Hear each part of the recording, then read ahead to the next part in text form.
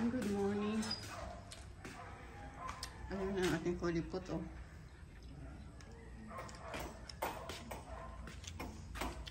Ganap na. Ganap na. Ganap na.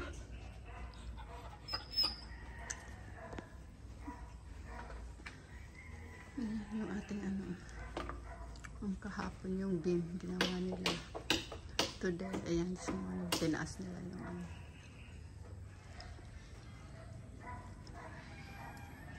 Brother, ano ka na lang gumagawa. Hindi na naman kailangan ng tulong sa pag-ready nitong paglagay ng beef. So, ayun, itaas na. Kailangan ng tulong pagka nag-ano na dito ng ano, hollow blocks.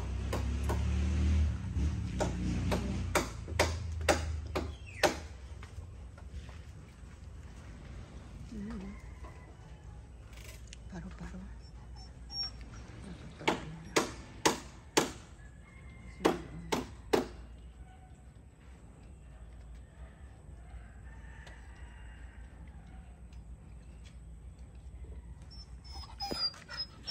Ako, wine ng wine.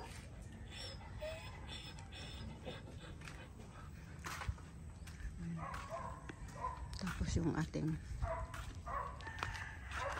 guava. Ang dami ng ano, kaing hinog. Ganito lang dapat yung mga ano, itsura nilang kainin.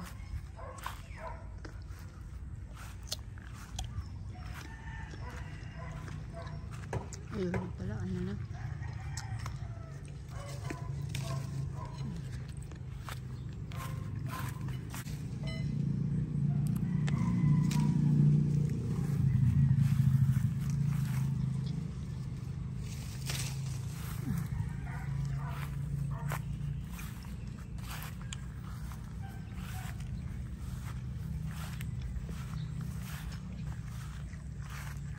Pinuha ko na yung ano,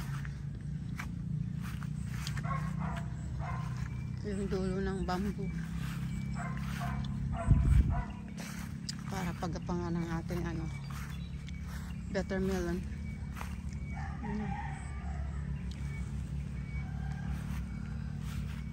Pagka na ano na, trabaho pa kasi pagka medyo wala ng ano.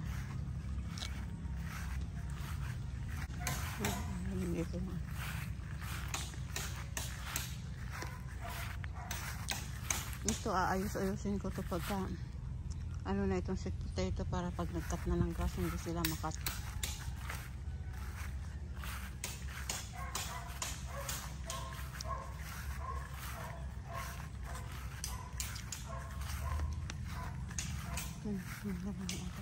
Kumpul dyan ako.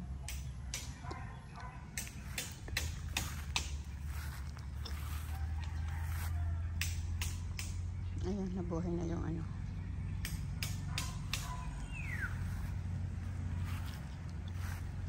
Itong paligo daw yan sa bagong panganak.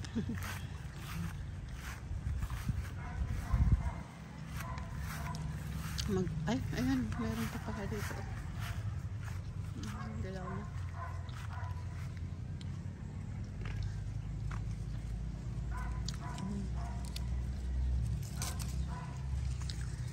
Prito siguro ng isda para may ulam tayo.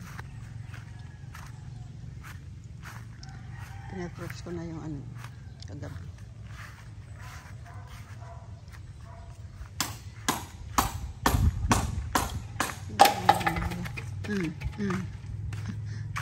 Takot si Cody. Nahulog yung ano, bote ng ano, soda. Humangin kasi. Okay, later. Banana natin. Hindi pa to hinog kahapon yan eh. Hinog na. Yung ampalaya, yun dyan yan sa likod. Dito sa may to, yung anuhin natin. Prito. Ito dito yan. Yung ano. Ito oh. Yung ampalaya ko dito. Yung gumapang sa ano. Yung tatlo na yun na malalaki dyan sa ano, inano natin, sinanggot. Ito, dami na rin hinog itong bayabas dito. Ayan oh. Nahulog na lang, ano, ang dami oh. Daming nahulog. Hindi ko siya na mamalayan. Ayan, na dami nga oh. Ayan oh. Meron pang mga, kumain na ako dito ng 3 pirasong ano. Ayan.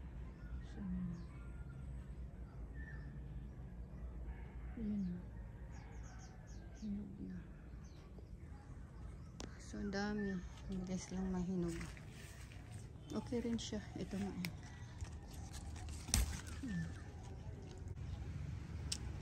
Mamaya siguro mag-harvest ako nitong mga sili. Madami na namang malalaki yung doon nga. Sa kabila, mga hinog na yung iba. Tingnan natin kung maabot natin itong hinog.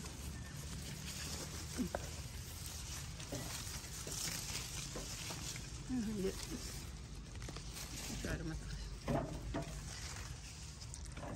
Wala na ako nakita dito.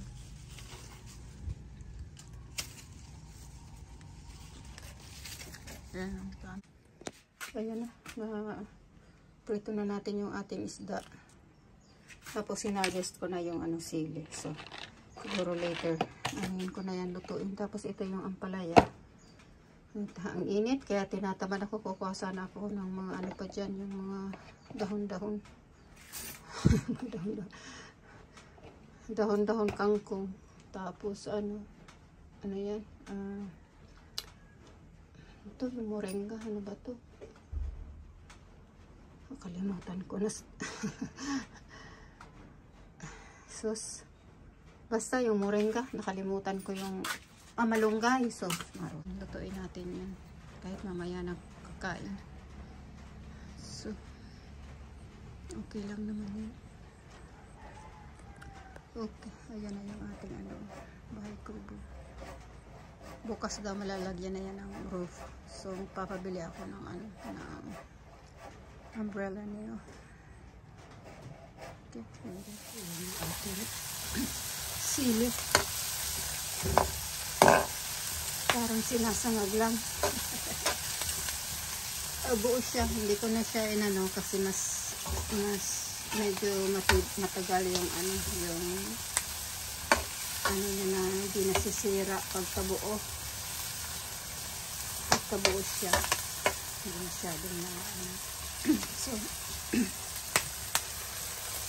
inano ko na ganyan na lang. Yan nga lang, magtatalsik yan sila. Kaya ako, glasses. Para hindi tayo magtalsikan sa mata. Okay, later. Ayan, tapos na. Ko lang konti. Fry ng konti yung para lutong-luto siya. Yung crunchy ba? Diba? Para lang yung mga bags na linuluto sa saan ba yun? Sa bangko. Street food. Pero hindi yan bags. Peppers yan. Sili. Okay. Yung pangkong at palaya. Ginisabis ako ng konti.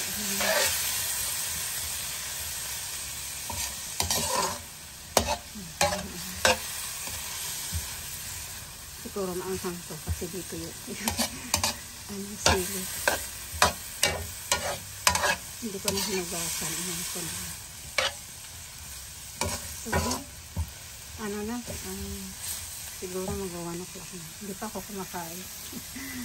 Busog pa. Ang dami kasing bayabas. Palibot. Ang dami pa nga eh. Hindi ko maano na. Ayan, nagsipaghulugan na lang. Yan dyan sa likod nitong dirty kitchen. Meron dyan. Tapos itong dito. Tapos yung doon sa kabila. Masarap na. Maliliit. Okay, ito nito. Good afternoon. Ayan. Pasado na 6 o'clock. Past 6 o'clock. Si Cody po to. Pag sa labas ako, nagkukulit din. Tapos, pag linabas ko, ayan, nag-iingay pa rin.